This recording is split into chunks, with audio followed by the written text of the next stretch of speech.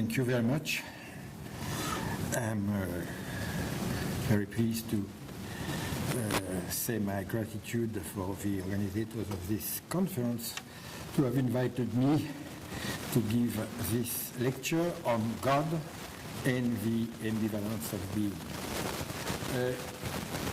In fact, the origin of that conference was precisely the invitation given to me by the Institut Catholique de Paris to take over the new research chair entitled Dominique Dubarle, after the name of this great Dominican philosopher and theologian who was the chair of the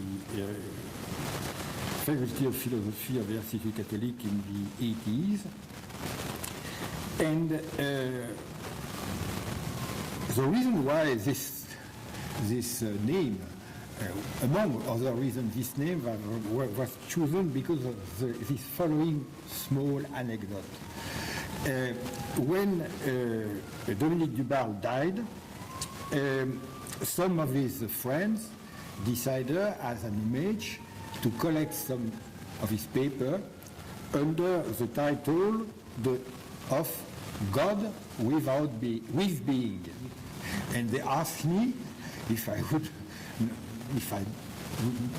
don't mind to have that book, God with Being, published some few years after God Without Being.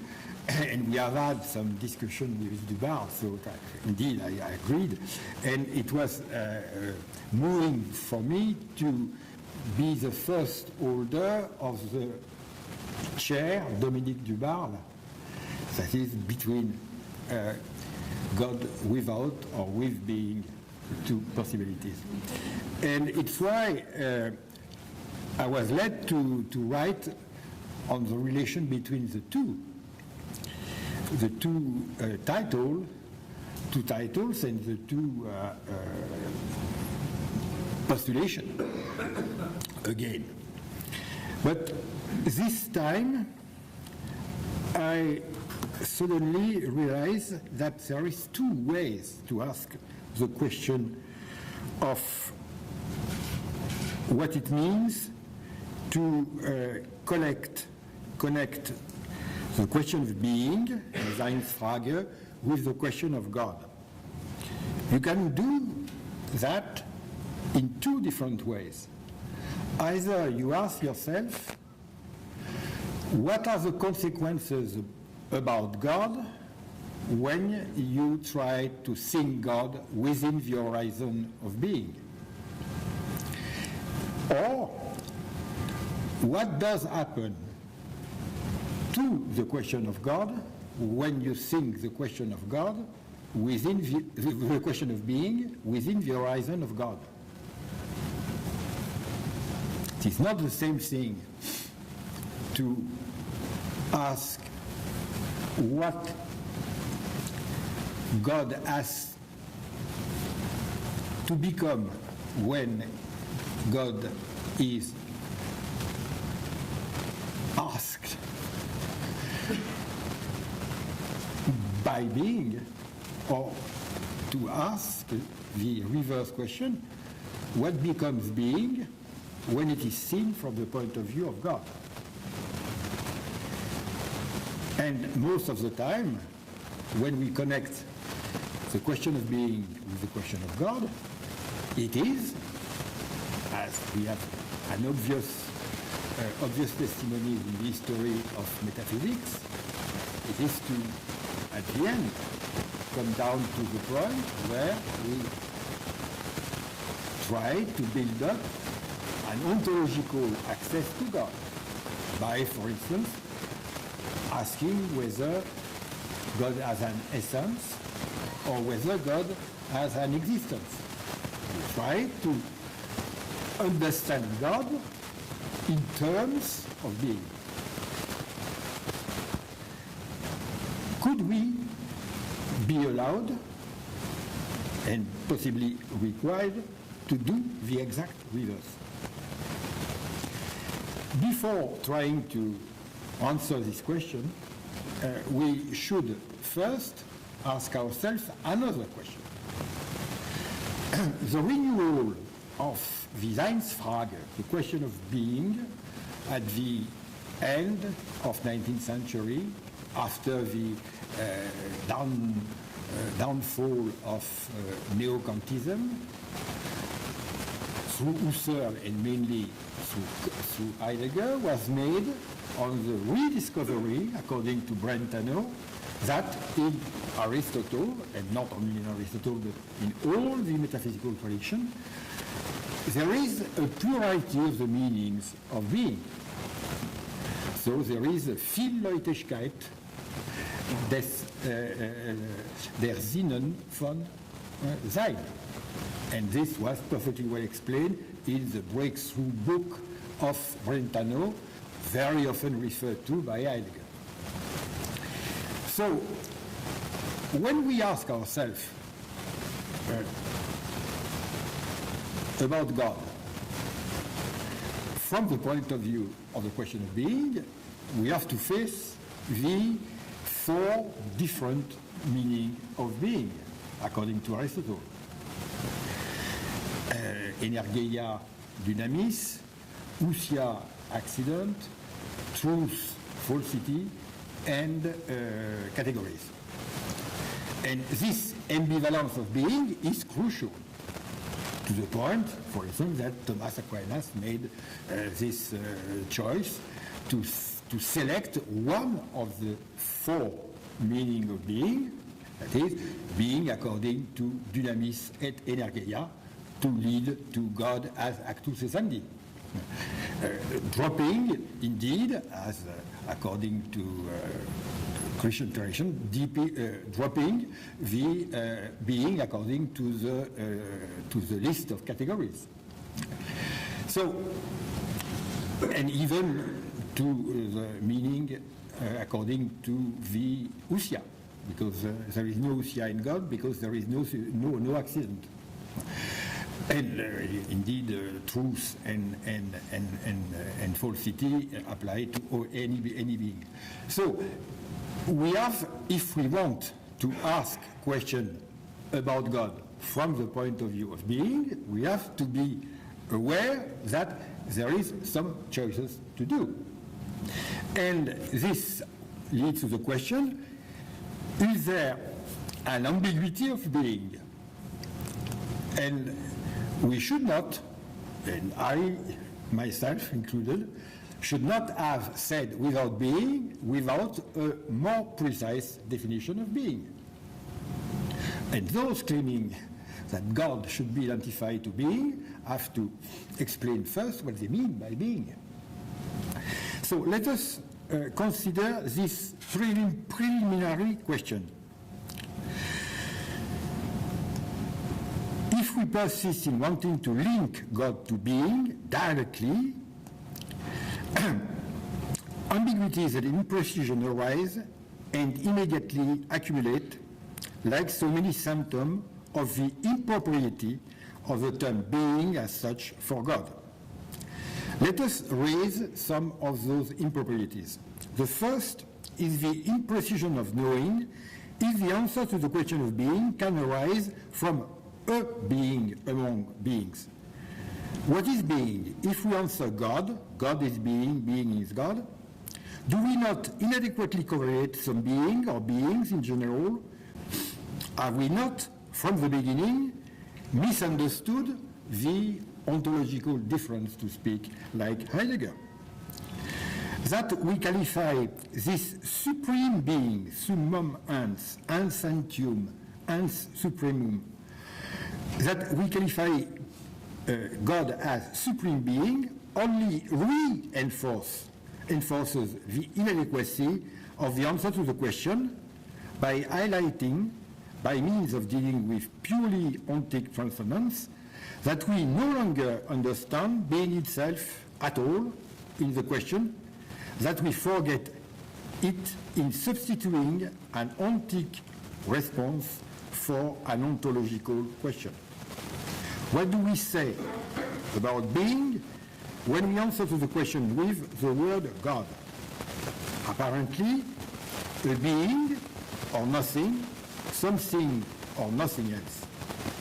Hence, the first strikeout, so to speak, a being is substitute for being, capital B, attesting the ontological deficit of the answer God to the question of being.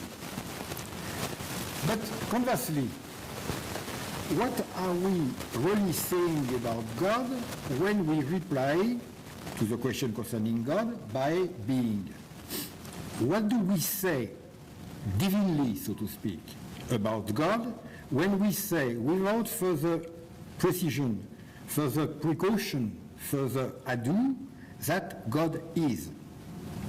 Everything in the world is. The human being, the animal, the vegetal, the stone, the star, the particles, the cells, even the God who died are, like the Grand Pan. And they were surely and without any doubt, for some people, absolutely real being, and perhaps some are still. So, what does it mean, the claim that the being who is teaches anything whatsoever about God in his divinity? Let us just comment on Exodus 3:14. When God says what was translated since the Septuagint as he who is, it is clear that from a biblical point of view, the first meaning of that answer is the denial of giving any name and any definition. So it is not completely inappropriate to have a positive understanding of our own, but it is not the first biblical meaning. So we could immediately understand that for the Bible, the name of God not only is not the name of an essence-giving definition, but is exactly the reverse, to the point that the name of God should not even be uttered. So, clearly, when we say that God is being, we say nothing divine about God, unless we establish the reverse, indeed. But we cannot take this for granted. So, the very strange situation is that when we answer the question of being by the word God, we don't say anything precise about being. And may I remind you of something you know. When we say about, as an answer to the question of God, being is God, we learn nothing about being. And I think that Heidegger is perfectly right to criticize this kind of answer. But we can say the exact reverse. When we answer to the question, who is God? We answer by being. Do we have any access to what make God God? That is, saint. Not only sacred, but saint. Clearly, if we mean that God exists, even in a prominent way, this is not enough to worship God. God may exist, and we may be allowed just to pay no attention to this existing God. And I would perhaps suggest that it is exactly the position of most of our contemporaries. The question is not whether God is or not, whether this God is divine. So the fact that God is not the final decision. The question is whether God is meaningful to us. That is, what is divine in God? Why should we pay attention to God? And if we just answer that God is because God exists or because God has the most perfect essence, this is a very inadequate answer. What does that mean to be divine? So the divinity of God is not completely secured by the being, existence, or essence of God. So those two questions appear deeply questionable themselves. Those two questions are perhaps not rightly or wrongly asked. They are not well constructed. Because whatever the answer may be, affirmative or negative, that makes no difference. So we have to face the ambiguity of the question of being when we ask that question about God. So let us perhaps pay more attention to what the question of being really means from an historical point of view. I would try to describe the main feature of the metaphysical understanding of being. By metaphysical understanding, I refer to, this precision is very important, to metaphysics, metaphysica, in historical and narrow meaning. That is, I consider that metaphysics starts with roughly Duns Scotus, who was the first to use metaphysics in the title of the book, Questiones Metaphysicae, and up to the last traditional use of metaphysics, that is, when criticized by Nietzsche or assumed by the generation of Cohen and the Marburg School in order to criticize it. That is the system of metaphysics as it is formally established by Suarez in the dialectic of the critique of pure reason, in the logic, in the Vie sociale dialogique of Hegel, and so on. What in that case means being? Let us rely on Spinoza, who is very clear.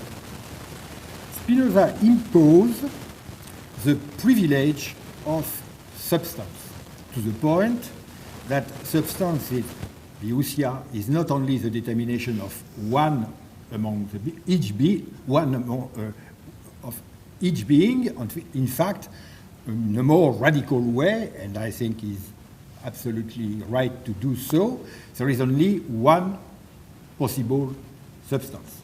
Why? Because the plurality of substance is at the end unbearable.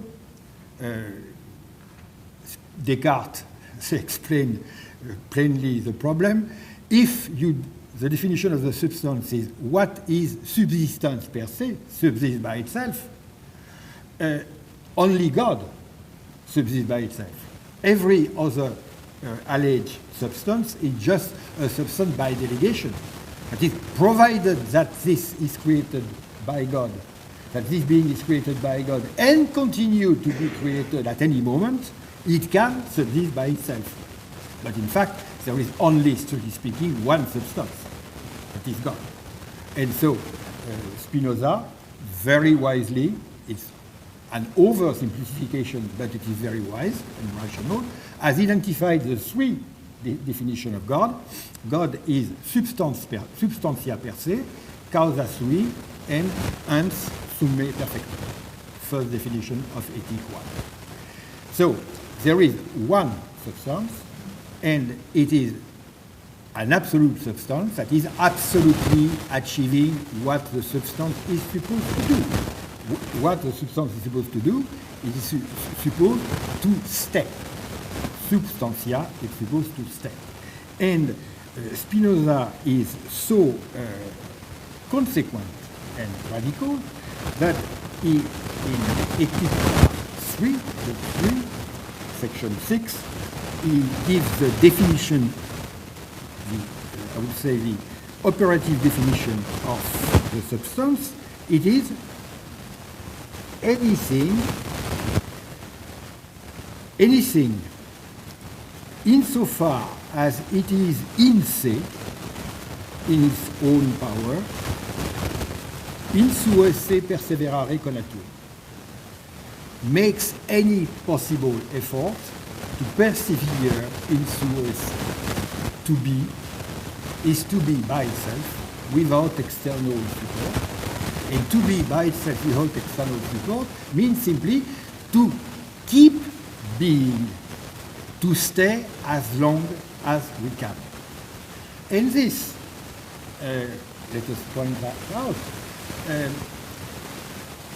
give a very strong confirmation to a statement made by Heidegger, who has never spoken roughly of Spinoza. Heidegger saying that for the Greeks, the ousia is always connected to the parousia. That is, there is what we call a substance or an essence, means always presence. And to be an ousia is to possess the presence and keep it as long as you can. And the best Greek, in that case, is Spinoza. Because to be is to be a substance, and to be a substance is to make any possible effort to keep remaining in the presence. That is a conatus in sua se perseverare. So, to sum it up, to be, according to metaphysics, is to stay in presence, and to possess the presence. Briefly, because it's not a core of my, we can see that again in the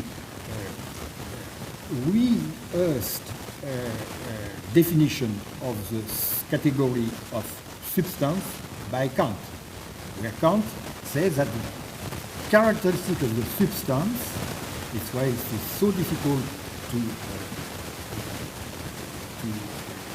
reach a substance without sensitive intuition, is the fact to stay, to persist.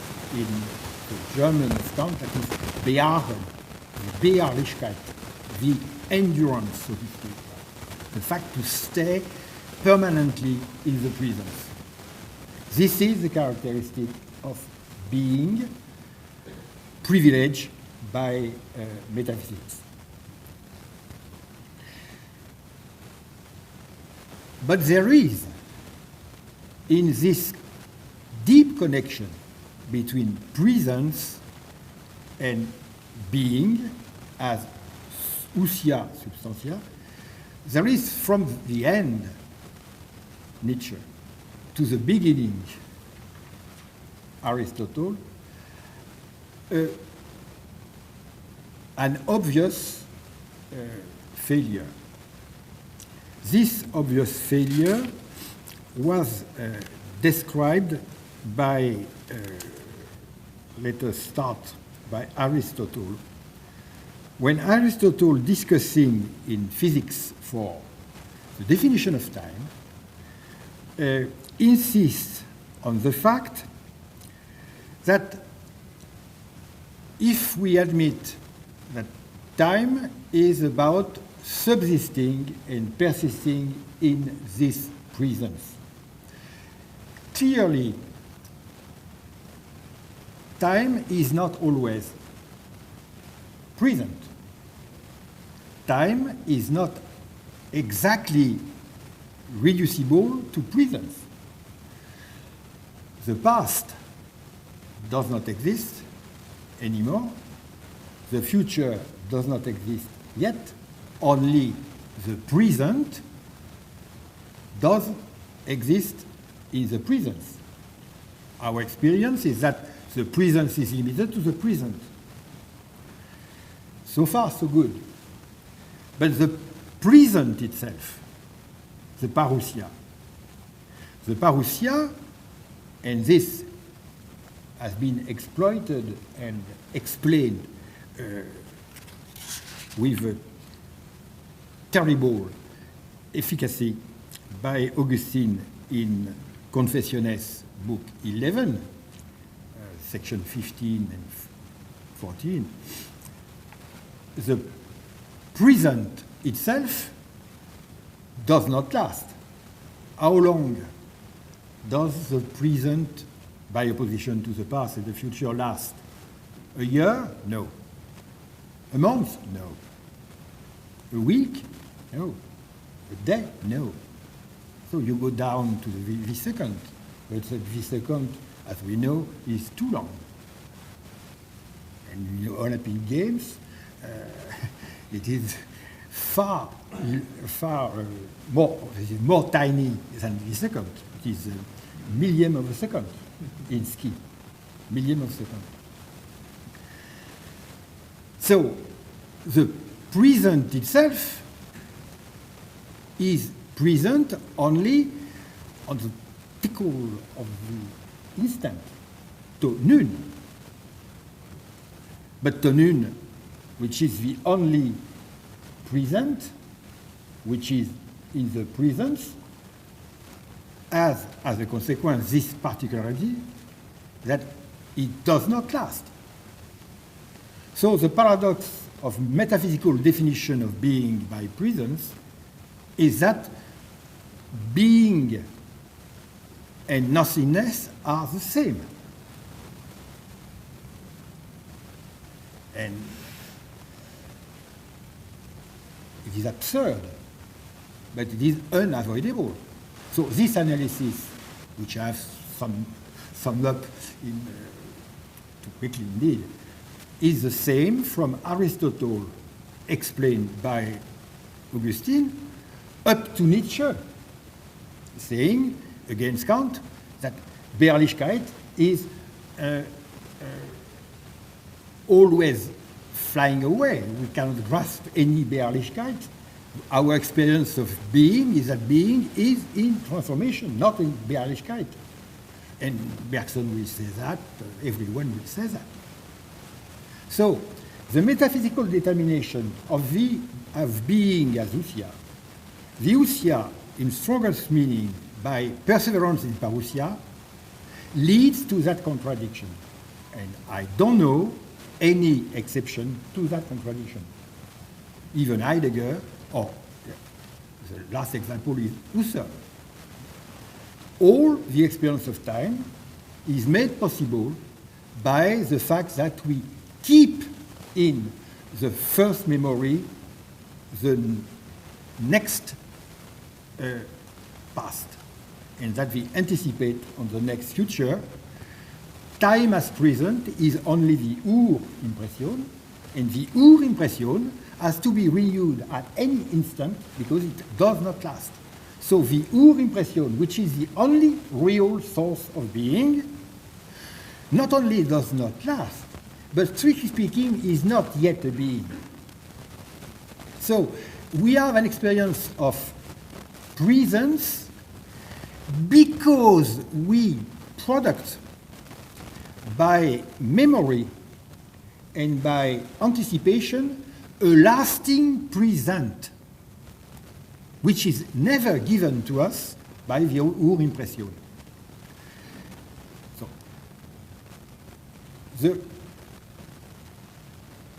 the determination of being by itself has two characteristics. The first is that it is self-contradictory, unless further development which I'm not aware of, and cannot be used to describe God. we have to use a negative concept, the concept of eternity, which is in fact of no use for two reasons. We have no experience and no definition of eternity. So we say eternity, which is a way to say we don't know. And secondly, eternity in this abstract and arbitrary meaning, far from allowing us to understand the revelation of God, is rather a deep obstacle to a good theology, because the opposition between time and eternity as such makes impossible to understand eschatology, makes the question of creation very much more difficult, and so on. So the answer by eternity is at best another way to explain the aporia. So this leads to me to my first and provisory conclusion, which is that the question of being cannot help us to answer the question of God. But I would try to use some more time to follow the reverse hypothesis. Is it possible to consider the question of being from the point of view of God? Let us make two steps in that direction. The first will be philosophical, and I shall follow an argument by Heidegger, and the second will be biblical. The aporia of the presence of being as reduced to the possession of presence comes to us from metaphysical thought. That is, metaphysica in a strict historical meaning. But it appears crucial only to a non-metaphysical consideration of philosophy. I mean, even in philosophy, we could have asked, and perhaps we should ask, the question of being in another way than in the most restricted meaning of being, that is, subsisting presence. This attempt was at least received at least a first sketch in a very famous text of Heidegger, The Words of Anaximander. Let me remind you the result of this very famous text.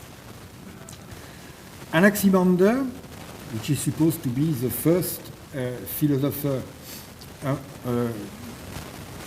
who has left some lines actually written, is known for this sentence. I quote, "For beings, wherever genesis is from, it is from the same things that destruction is born according to necessity." And keep going. "Beings do each other justice and reparation for their mutual injustice according to the allocation of time." The beings do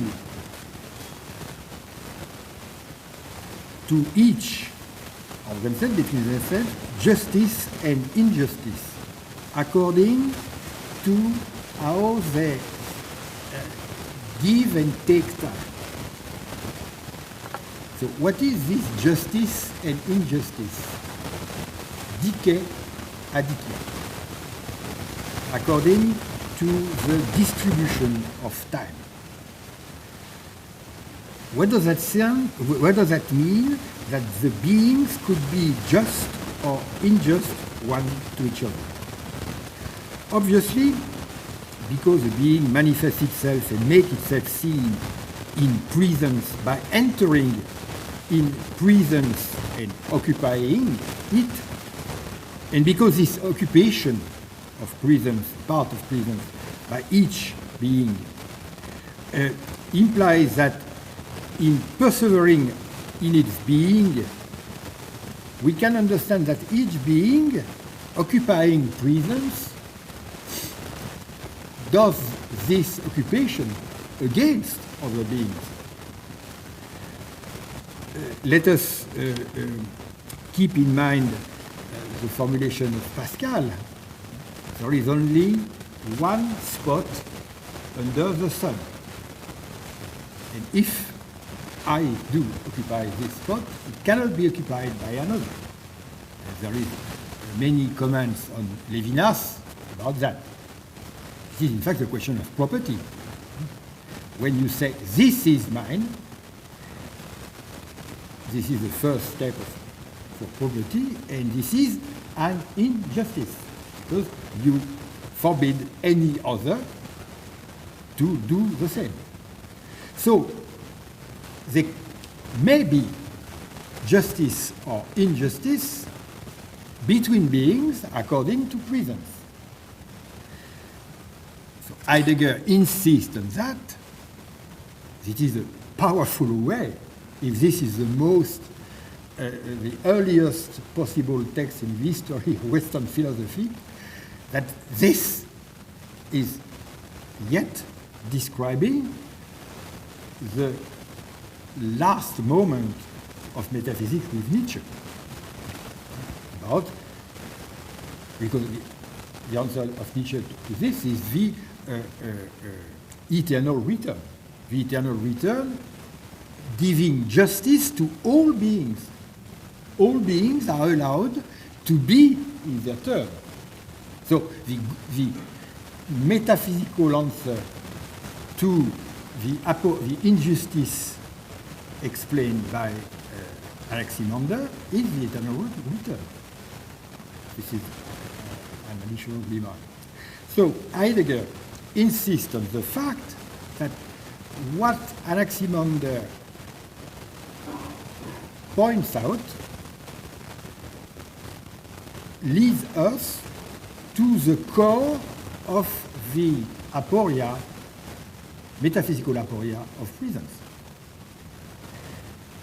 which is that is to be present. This is the contradiction between, because the presence don't even last in the present, and there is an injustice of the present. So, what should be seen? Again, Heidegger comments, and commenting Anaximander again, by saying the presence remains ambiguous. Das Anwesende bleibt zweideutig.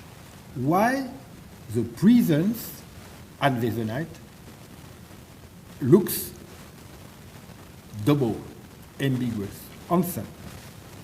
Because according to metaphysics, presence means the present, radically understood. That is, the instant, to nun, to nunc. The nunc, the nun, the now, the pure now. But a non-unjust approach to the presence. Non-unjust because it would not exclude from presence all the Anwesenheit. That is, all the beings would be, Heidegger says, commenting Anaximander, I have no time to detail the analysis, would mean that to admit that presence extend broader than present. That in fact in presence, and this is exactly what Husserl used to suggest, that presence and Divinity implies past and future as well as the strictly speaking present, which in fact is self-destroying. That is, to make justice to the presence, we should include within the presence the double Abwesenheit, that is, the double absence. In other words, the absence should be taken as a part of the presence. That is, the presence which is not yet reduced to the present. Is it possible to admit a presence not reduced to the present? How could the presence include the double absence of the past and the future? To this question, Heidegger gives no answer. It is, this should be done. And to some extent, Husserl, by the doctrine of retention, and Nietzsche, by the doctrine of the eternal return, aimed to that extension of the presence beyond the limits in the grasp of the present. But now, what does that mean? That something could be in the presence without being reduced to the present, that is to say, to the possession of present. Because the present, strictly speaking, is a question of possession. To explain this, we have other phenomenological resources. In my language, the two questions, that of the gift and that of the event, which, at least it is my point, which are a case of presence including this double absence. But the core of the question is precisely what makes the present contradictory.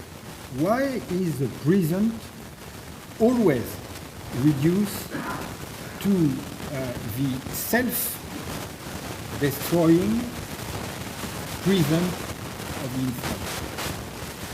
Because the presence of the instant is always owned. You can own only one instant. And so the instant, insofar as it is possessed, is injured, to speak like an maximum. So the idea that the spot of the present could be occupied by the past and the future, as well as by the present, and not only by the present, this is a question of suspending the possession of the instant, of considering that the present is not a way to possess the present. What does that mean, not to possess present? Theologically speaking, this has a precise meaning. Philippian letter of Paul to the Philippians chapter 3, verse 6. Uparkon en morphe tuteu, uk arpagmon, what is the Greek?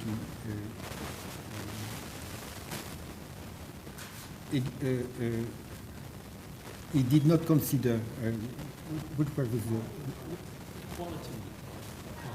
in Greek. Ison theou. Ison theou. No, the verb. He did not. Well, anyway, he did not consider to is egesato. Voilà, thank you. Uk arpagmon egesato to iso to theo einai. He did not consider egesato, excuse me, as something to be possessed, arpagmon. The fact to be equal to God. To be, to einai. There are very few use in the Bible, in the New Testament, of the infinitive to einai. It is not taionta, as we find sometimes there are some few cases in Paul. Here, it is the infinitive, to einai. It is not being, it is to be. So, Christ was in a situation, an ontological situation. He has the same to be, to einai, than God, equal to God. And this formulation, incidentally, has a confirmation, because in John, Gospel according to John 5:18, the Jews accuse Jesus to claim to be ison to theo, equal to God. So, Paul here has the same language, and even more radical than that of the narrative kept by John.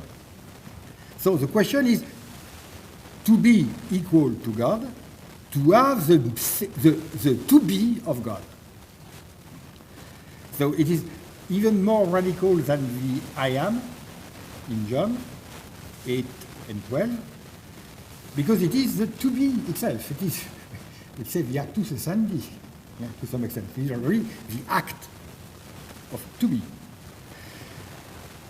So, what is surprising here is that the to be equal to the Father, equal to God, equal to the Father, is used in such a way, and we don't know whether it was a liturgical hymn quoted by Paul or a text by Paul. That ambiguity gives to the text an even greater authority. What is strange here is that the question to be equal to God is expressed as a matter of possession, as in Anaximander. Arpagmon, adikia, dike. So, Christ is the one for whom it is not unfair, it is just to stay in the presence as God. And it would have been just that only God could enjoy presence. Where were you when I created the world? No right to say, to ask for anything. Because you are coming from nothing. So, only for God it is fair, dikaios, to consider to be as his possession. So the question is, what does God do with that privilege? Indeed, in to be.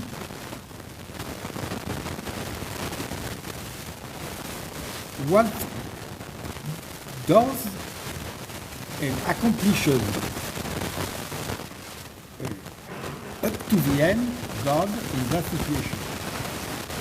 Up to the end, Aristotle, John 13:1. Having loved his disciples, he loved them to the end. Aristotle. May I emphasize that Aristotle could be translated in the Aristotle, in the language of Aristotle. This is the entelecheia. The entelecheia of loving. What does that mean, the intellect of loving? This question of the entelecheia of loving in Gospel according to John is revived because John he loved his disciples Aristelos, the beginning of the story of the Passion. The very end of the story of the Passion in John 19:30 is everything is accomplished, tetelestai. So it's about the entelecheia of Agape. So what is about the entelecheia of Agape? This entelecheia of Agape can be expressed, if we compare John and Paul, as dealing with the to be equal to God. So when God when Christ achieves the Agape, that is, reaches the entelecheia of the Agape, what is he doing as a consequence toward his privilege, iso to theo einai? Precisely, not to possess it anymore. The way of being achieved by Christ as a consequence of the achievement of the Agape led to the telos is precisely not to possess being. For a metaphysical mind and a metaphysical being, to be and to go to the telos of to be is to possess being as long as you can. What is proper to the being in which God has taken a body and a soul, the created being, and there is no other than created, when God decides to be as we do, he does not be, if I can say so, the same way that we do. For us to be is to possess our being, because we are born Spinozist. And in the case of the way of being of God, when you are insofar as you are in Agape, it is a reverse situation. Being is not something to be possessed. And this suspension of the possession of being is, in fact, the evangelical way of considering die Seinsfrage, which is a non-metaphysical one. So one of the texts I refer to very willingly is indeed the parable of the prodigal son. Just to sum it up, the parable of the prodigal son is the only text of the New Testament using the word ousia. And ousia is taken not in the technical meaning of Aristotle, but in the original meaning, which is well known by Aristotle and Plato, that is, when you possess, in fact, it is a real estate. When you possess some land or the a mansion on this land, that is real estate, that is ousia. And it's why the son claims to have his part of inheritance, and the father has to sell a part of his being, of his ousia. And you can, because the son wants to possess it, and to go away, and to spend it his way. And it is illegal, and the father has to do that. And the father did. The point is that this transforming into money the good, the real estate, can be interpreted that the ousia is what you possess. And you can waste your ousia because you possess it. So the deperdition of the ousia is made possible by the presupposition that the ousia is our possession. And de facto, in metaphysics, it is because we possess the ousia that we have to keep it in the presence and to resist the dispersion of the ousia. This is exactly the story of the prodigal son. So I stop the comment here. So the question of the ousia is whether we possess it or not. And it is very clear that the role of the father in this parable is to convince, in fact, the older son as well as his younger son. Because the younger son has at least understood that to have claimed to possess the ousia was a very bad idea. So he wants not to be again the son, but at least to be paid minimum wage, 14 bucks an hour. I support.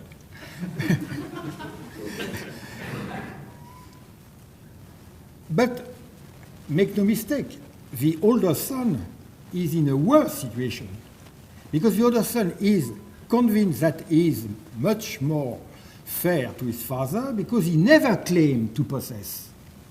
But now that the first son has possessed, now he claims to possess because it is his right. And the father has to explain to the older son that he is a son.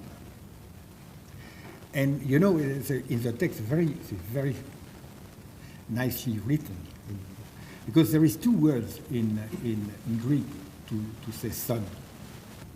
It can be ios, and the other is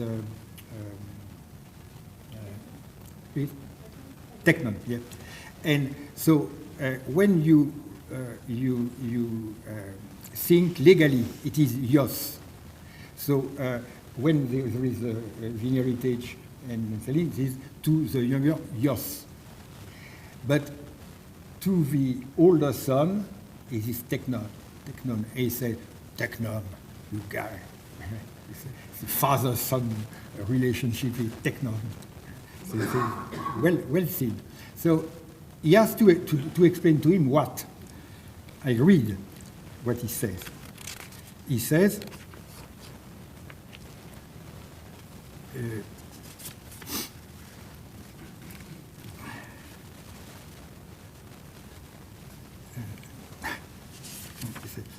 everything which is mine is yours. That's the final word of the father to the son.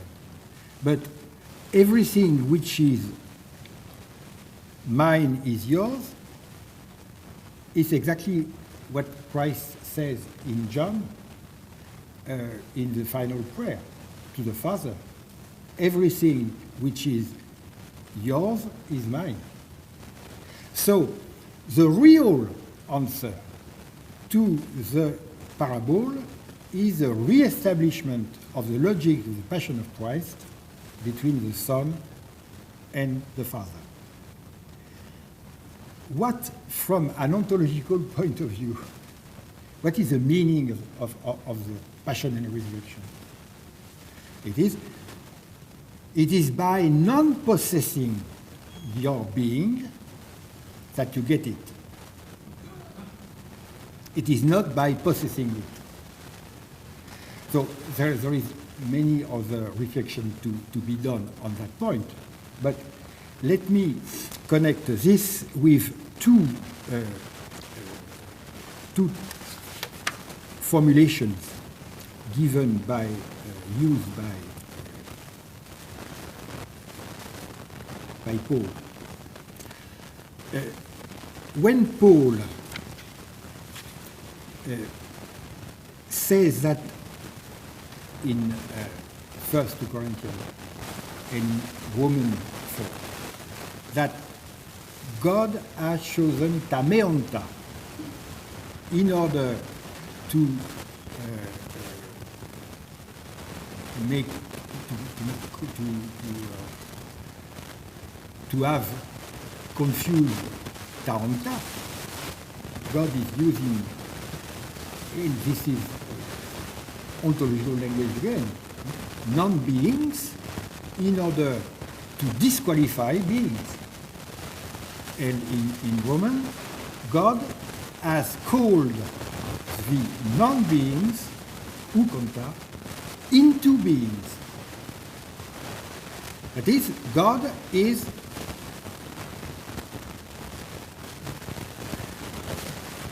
disobeys the laws of ontology.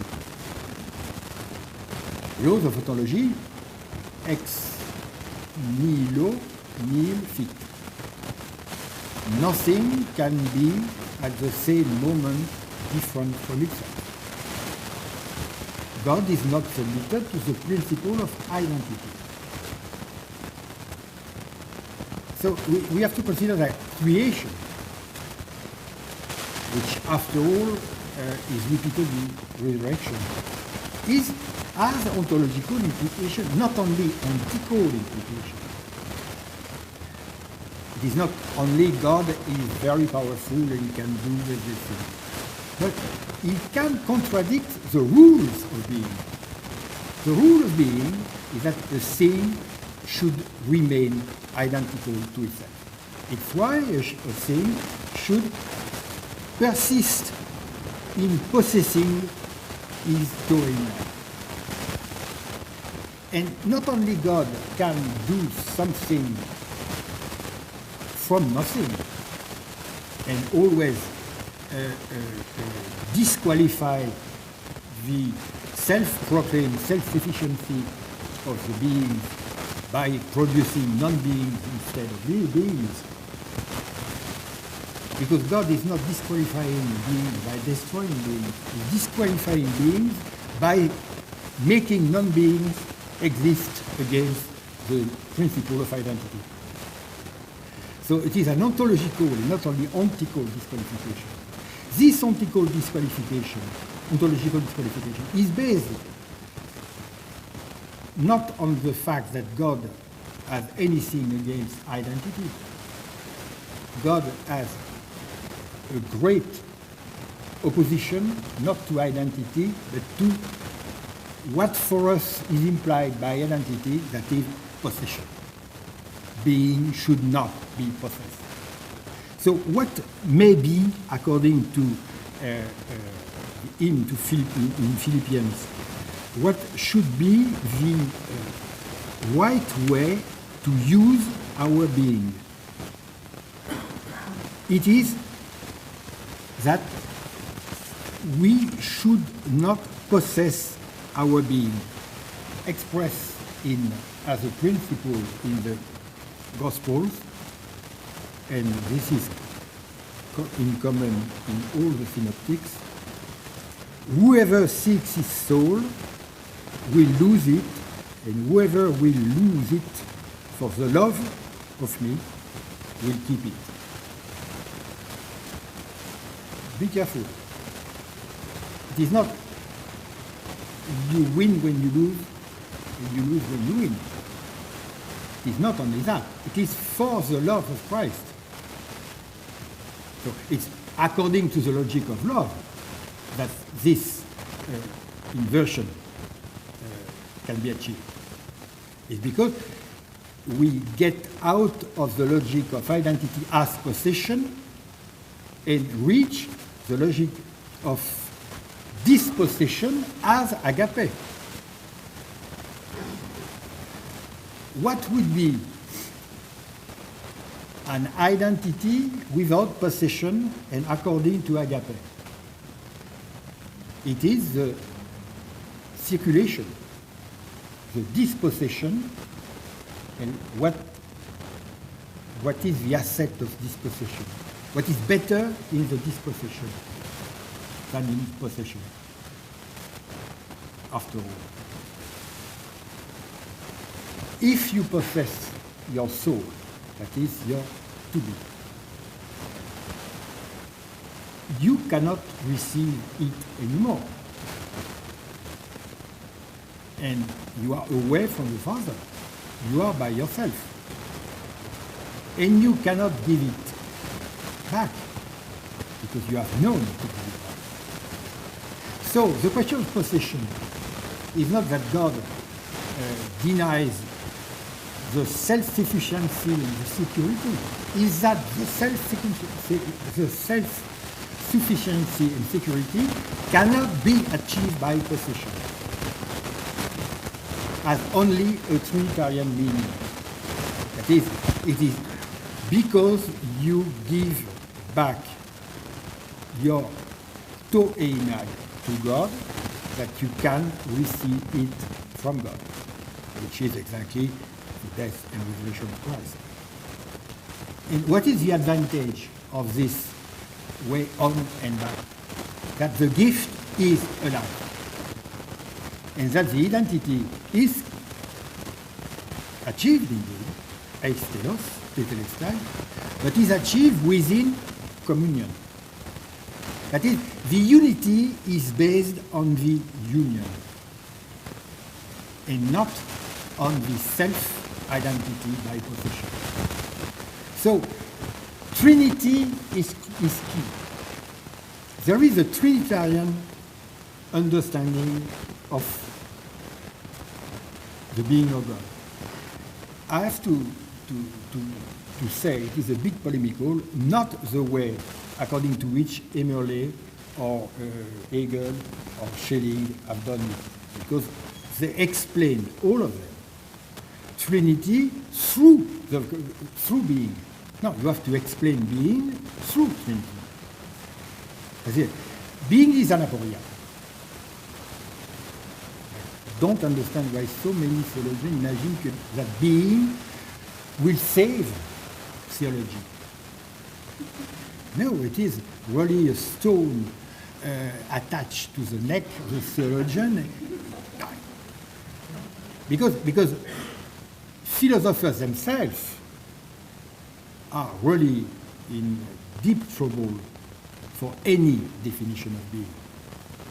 If you add the indefinition of being to the indescriptibility of God, read about the difficulty. So, being cannot be the explanans. It is the explanandum. And being could perhaps be understood from the point of view of charity. I was absolutely not aware of that when I wrote God Without Being. It's why God Without Being is not a self-standing book. And it is always a bit in disequilibrium. I know that. So, but I was not aware, or I was not bold enough to have the insight into this, I understand, strange proposition that we can ask and think in another way the Seinsfrage, not only by coming back to Alexander, Parmenides, Aristotle, Hölderlin, or others, but that we have to take seriously from a theoretical point of view the biblical text. And it is very surprising that In fact, theologians have completely agreed that there is no theory in the biblical text. At least, if you read that in Greek, there are some technical, philosophical text, words.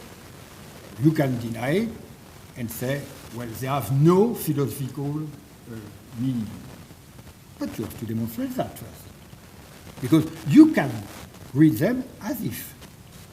And after all, the as if is a bit difficult because there are not many indications. But it makes sense. As long as it will make sense, I shall keep trying. Thank you very much.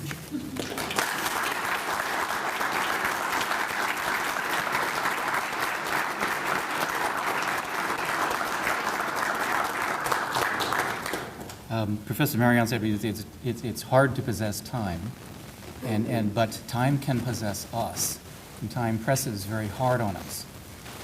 His delivery of the paper has the character of an event. In other words, there was a great deal that was done all'improviso compared to the text that I have, so I will similarly respond very briefly in one or two points to Professor Marion. And then we can resume our conversation over supper, which will be 2 blocks that way at the top of the Corboy Law Center at 25 East Pearson in Casbier Hall. Before I make my remarks, I want to say thank you very much to 2 people in particular. Kathleen McNutt, who translated Professor Marion's original French essay masterfully, and Bettina Bergo, who assisted me in revising it and who can't be here today because a friend of hers has a health emergency and she's taking care of her, which I deeply admire. Very, very briefly, there's much to agree with. Amicus Marion said magis amica veritas. There's much to agree with in Professor Marion's paper.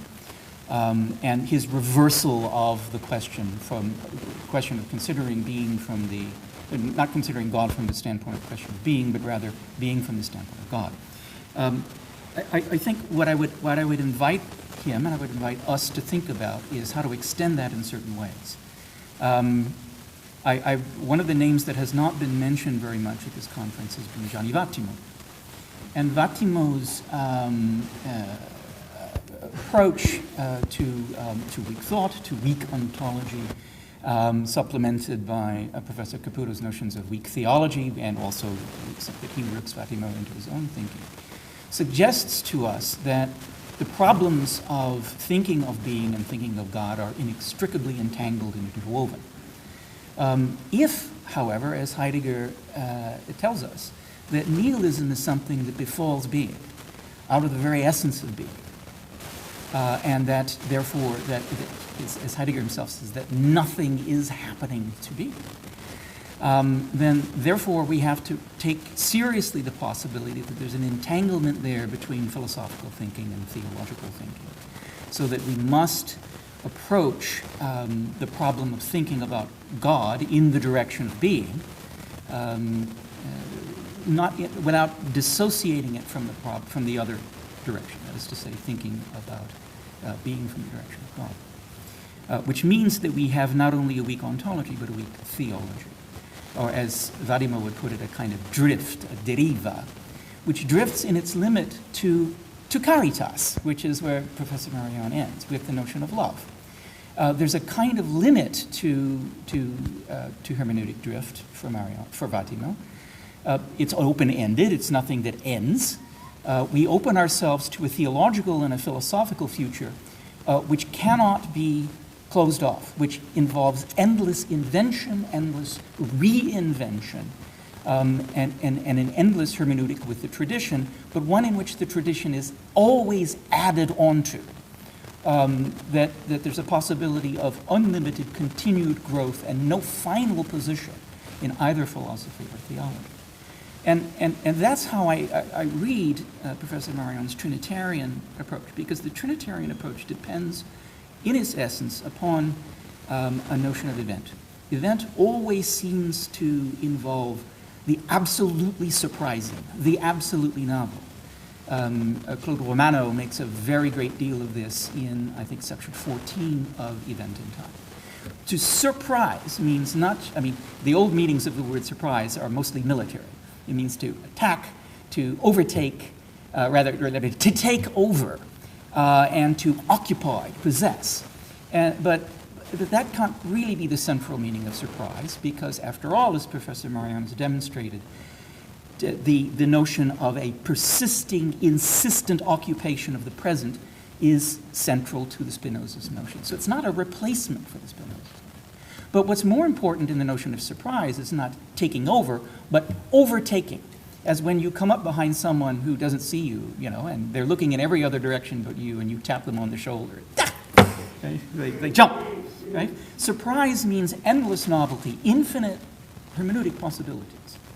And so it seems to me that one of the most concrete ways of thinking about the Trinitarian idea is through this notion of infinite hermeneutic. Last remark. I have a problem, and it's one of my most, I think, a bone of contention that I have with Professor Marion. It seems to me that, and he concluded his talk by talking about for the love of me, for the love of Christ. It seems to me that what's missing here is something like Levinas's notion of eleity. Remember that Levinas speaks in essays and in Otherwise Than Being about a dimension of the divine, which he calls eleity, which is the tendency, is the inability on our part, when we regard the trace of God, to come into any kind of direct contact with God. And Levinas uses the example of Hebrew blessings. You begin the blessing, Baruch atah Adonai Eloheinu melech haolam, in the second person. And then by the end of the verse, you're in the third person.